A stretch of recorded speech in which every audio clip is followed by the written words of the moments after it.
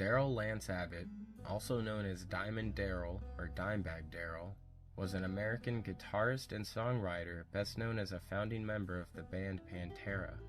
On December 8, 2004, Dimebag Darrell was shot and killed by a deranged fan while he was performing on stage with his band Damageplan. Pantera was first formed in 1981 as a glam metal band by the Abbott brothers, drummer Vinnie Paul and guitarist Dimebag Darrell, along with vocalist Terry Glaze. By 1986, they were searching for a heavier sounding genre and replaced their singer Terry Glaze with Phil Anselmo. By 1992, Pantera was one of the most well-known bands in the American and UK metal scene, and considered one of the driving forces behind groove metal.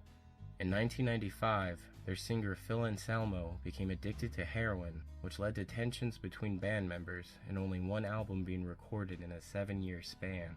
2003, the Abbott brothers disbanded Pantera and formed Damageplan.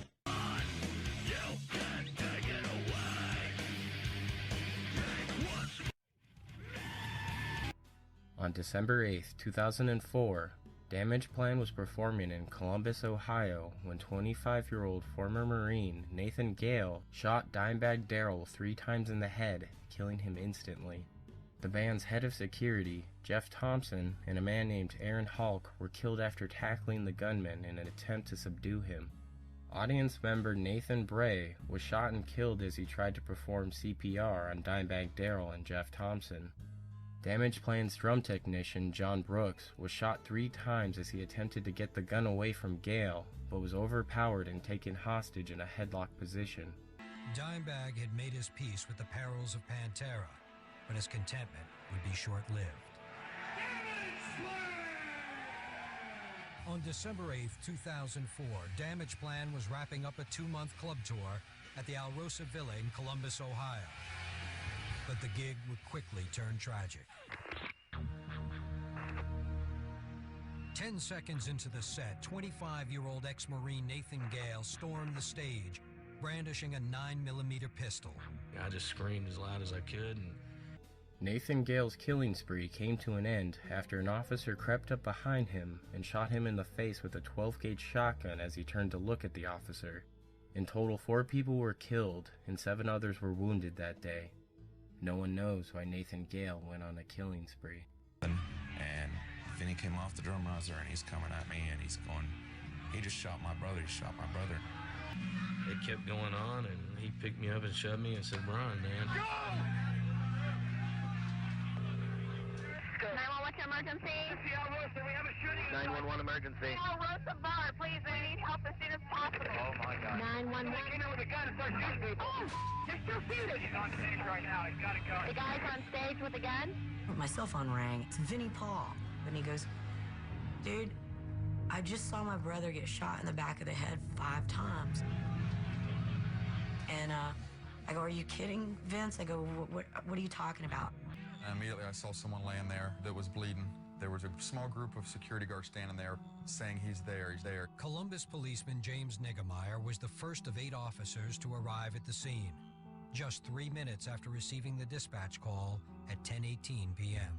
I motioned for the officer over there and I said, "Yeah, you gotta kill this guy. He's gonna kill more people. He's got my friend." As I started working across the back of the stage, he then moved the gun to the hostage's head. And as soon as he put the gun to the hostage's head, I realized that I had to do something to try to save the hostage. And then just all at once, he just took aim and he just leaned back real slow. I watched him click the safety with his finger, and when he clicked the safety, I just plugged my ears and turned my head. It was just like a cannon blast.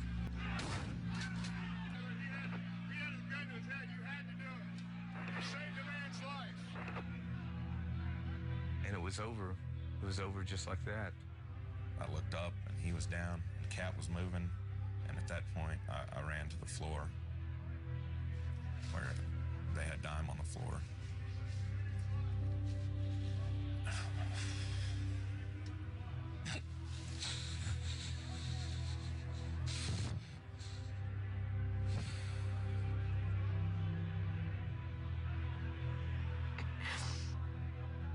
And Vinny kept calling me, and he still didn't know nothing. And then when he called me back and said,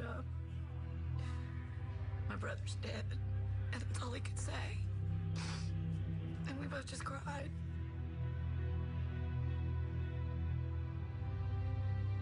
In a separate interview, Gale's former boss at an oil change business said Gale acknowledged suffering from schizophrenia when he was hired in October 2003. The condition is characterized by delusions and hallucinations. When he came home for Christmas the year he was in the service, I was so proud of that man for cleaning up his life the way he did, Mary Clark told Columbus TV station NBC4. And I bought him that gun. I'll never be able to live that part down. Gale was a 1998 graduate of Marysville High School. He served in the United States Marine Corps from February 2002 until November 2003, but did not serve his full term. Nigmeyer quickly responded and shot Gale once in the face with a 12-gauge police-issue shotgun after a hostage managed to move out of the way. Nothing like this has ever happened. Lennon, maybe. But Lennon wasn't shot and killed on stage. I mean, Dime was murdered on stage. It's just shocking. Gale committed what is believed to be the first on-stage murder of a rock musician in history next to John Lennon, who was killed on the exact day 24 years earlier. After seeing what happened firsthand to my brother, none of us thought that there was a evil bone in that guy's skin when he came up on stage. He looked like a security guard or a cop, and 10 seconds later, 4 people are dead, So you don't know what these people's intentions are when they come up on stage, and Slash has been attacked on stage, several people, you just don't know.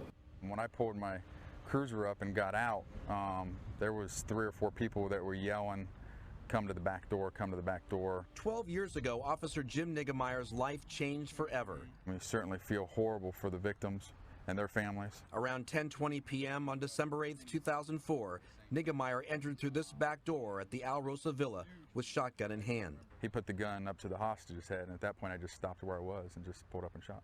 On this night, he pointed his shotgun at the head of Nathan Gale, who was holding a hostage, and ended his life. Gale's shooting rampage would kill 4 people, including the lead guitarist Darrell "Dimebag" Abbott of the heavy metal band Damage Plan. He says the trauma of that night has left emotional scars he hasn't been able to shake. You can have all the therapy that you want, but that doesn't necessarily mean you're going to get better. And if you don't get better, then who's there to help you? Well, Nathan Gale was not supposed to have a gun because of his disability, but his mother said she bought the gun for him. In the end, 5 were dead, including Dimebag Darrell. Cat Brooks suffered gunshot wounds to the chest, arm, and leg, but was released from the hospital within 3 days of the shooting. Gale's motive for killing remains unclear, but investigators believe he was despondent over the breakup of Pantera.